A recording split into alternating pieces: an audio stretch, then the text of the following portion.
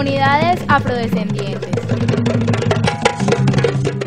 Colombia siempre se ha considerado uno de los países con más diversidad, pero no solo en sus recursos, suelos o costumbres, sino que también es un país que cuenta con una diversidad de comunidades, entre las cuales hemos querido enfatizar en los afrodescendientes.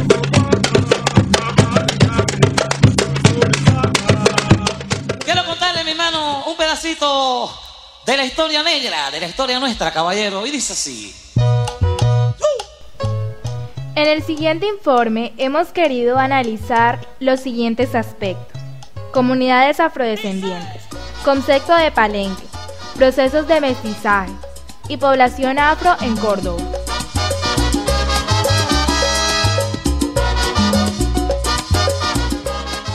El término afrocolombiano se utiliza para denominar a algunas personas que habitan en Colombia, descendientes de aquellos que fueron traídos como esclavos de África por los colonizadores españoles. Ganaron la libertad en 1851, tras la abolición de la esclavitud en Colombia.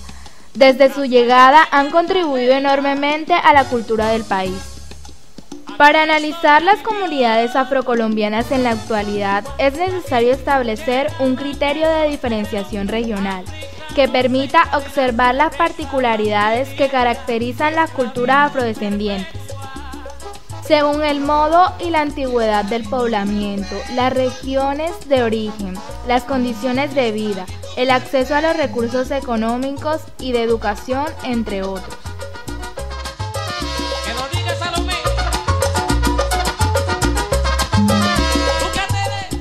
Dentro de la población negra o afrocolombiana se pueden diferenciar 4 grupos importantes: los que se ubican en el corredor del Pacífico colombiano, los raizales del archipiélago de San Andrés, Providencia y Santa Catalina, las comunidades de San Basilio de Palenque y la población que reside en las cabeceras municipales o en las grandes ciudades. Esclavos de un español.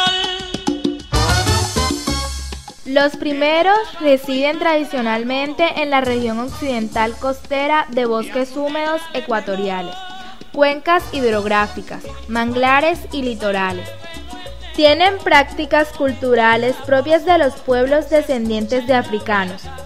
El segundo, correspondiente a las comunidades raizales del archipiélago de San Andrés, Providencia, de raíces culturales afro-anglo-antillanas, cuyos integrantes mantienen una fuerte identidad caribeña, con rasgos socioculturales y lingüísticos claramente diferenciados del resto de la población afrocolombiana. El tercero, la comunidad de San Basilio de Palenque, en el municipio de Maantes del departamento de Bolívar, pueblo que alcanzó su libertad en 1603, constituyéndose en el primer pueblo libre de América. Allí se habla la otra lengua criolla afrocolombiana, el palenquero. Este pueblo ha logrado existir en parte gracias al relativo aislamiento en que ha vivido hasta hace poco. Cabe anotar que estos son solo grupos mayoritarios, porque las comunidades están esparcidas en toda la nación, lo que hace alusión al cuarto grupo.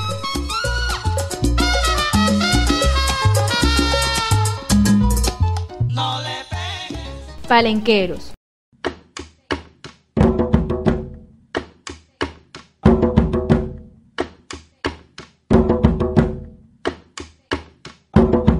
San Basilio y Palenque, Cundilo y África, aquí Colombia. ¡Vaya! Ya Sendari Palenque, y todo su y Botrocolo, Espíritu y Tiela a mí, a Sendari Chamuquina. Susto hace Botrocolo, Potocusa, lo que tata, deja susto, como es Méquiro, Lumbalú y Chitiao. Ya Sendá, Ribotrocolo.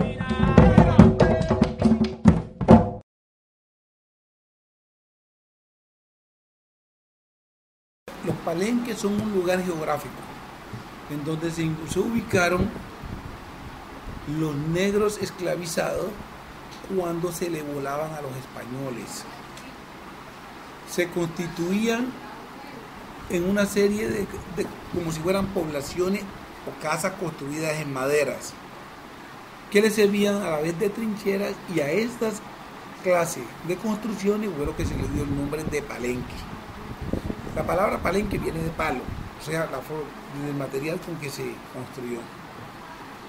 Estas personas que se ubicaban en el sitio, como ya les dije antes, eran los negros que se volaban, y al momento que se le volaban los llamaban cimarrones. Se llamaba cimarrón por haberse le volado a los españoles. Las personas construían sus casas en lugares que no permitiera el acceso a los españoles para que no fueran nuevamente capturados o recapturados, y como consecuencia de ello fueran castigados. Bueno, entonces ahí nos está hablando sobre la formación, cómo se formaron. Entonces, ¿qué incidencia tuvieron los palenques, estas trincheras, como usted me lo había dicho, que podían ser un sinónimo, para el proceso de independencia o esa revolución que ellos... Como proceso de independencia no podemos decir la incidencia de los palenques directos, solo que le sirvió a la comunidad como una forma de protección. Claro que ya desde esos palenques donde estaban ubicados, era como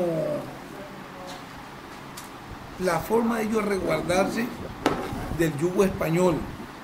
Pero ya lo que tiene que ver con la gesta libertadora, en donde mucho afrodescendiente o africano participó, solo se puede decir que estos lo hicieron porque ya estos sí lo hacían de manera, si no voluntaria, no eran los que se encontraban escondidos en los palenques, sino que eran personas que pertenecían a los esclavistas y que los cogían como soldados para combatir a los enemigos de la revolución en esa época, ¿ya?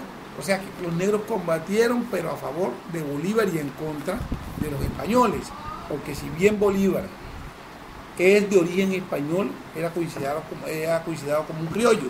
Entonces sí participó la comunidad negra. Tenemos personas que participaron de manera de una manera ardiente en esta guerra, si así la podemos llamar, y ya en las generaciones más cercanas tenemos el caso del almirante Padilla, que él es afrodescendiente y que también fue una de las personas que participó en todo lo que tiene que ver con la gesta libertadora. Procesos de mestizaje. El mestizaje se define como el cruce de dos razas o etnias. En humanos implica no solo una mezcla sexual, sino también cultural. Los africanos contribuyeron enormemente al enriquecimiento de la cultura colombiana en muchos aspectos, fundamentalmente en el mestizaje. Inicialmente, Colombia era un territorio netamente indígena. Con la llegada de los españoles, quienes a su vez trajeron como esclavos a los africanos, generó la mezcla de estos grupos, generando así varios grupos étnicos. Entre estos encontramos el mestizo, el resultado entre la combinación de un indígena y un blanco; el mulato, resultado de la combinación de un negro con un blanco; y finalmente el sambo, resultado de un indígena con un negro. Afrocordobeses. Llegada de los africanos a Córdoba.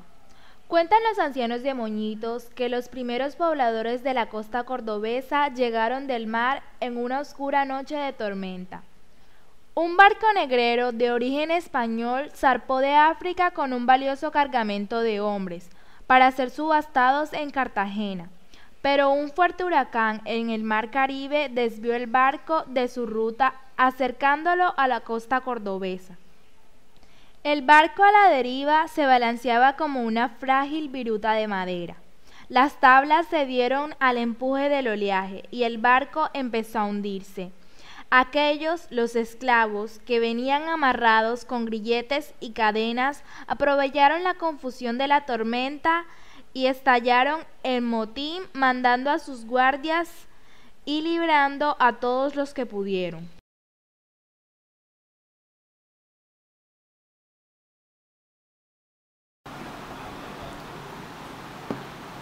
Bueno, en el departamento de Córdoba existe una comunidad afrodescendiente grande, solo que, especialmente en la zona costanera, solo que por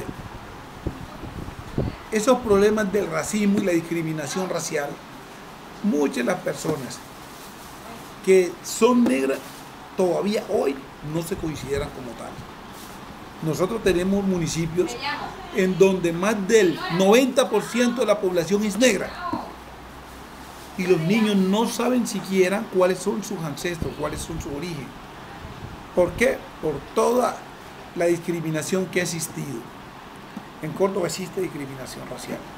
Eso está comprobado, que existe la discriminación racial, y nosotros a través de este proceso que llevamos más de 14 años, en donde hemos empezado a ir sensibilizando a nuestra gente, hemos comprobado toda la discriminación que existe en este departamento. Todavía en Montería, para colocar un ejemplo, se atrevió a decir un alcalde que aquí no se podía implementarla en la educación porque en Montería no había negros. Y si en Montería no había negros, que le está hablando, ¿dónde vive? ¿Dónde viven los hijos de quien le está hablando? Y todos los negros que sin ser chocuanos viven en Montería. Esas son cuestiones que algunos funcionarios están en el puesto, pero no saben dónde están parados. Como no saben, entonces cometen todas estas arbitrariedades. La violación de los derechos humanos es una constante. Porque si usted observa en los barrios donde viven los negros, los barrios normales, donde viven, donde estudian los hijos de los negros, en los colegios públicos, porque en muchos casos no tienen cómo acceder a estudiar en un colegio privado. Y otra serie, y cuando alguno tiene cómo llegar a un colegio de esto, allá siente la discriminación por el hecho de ser negro.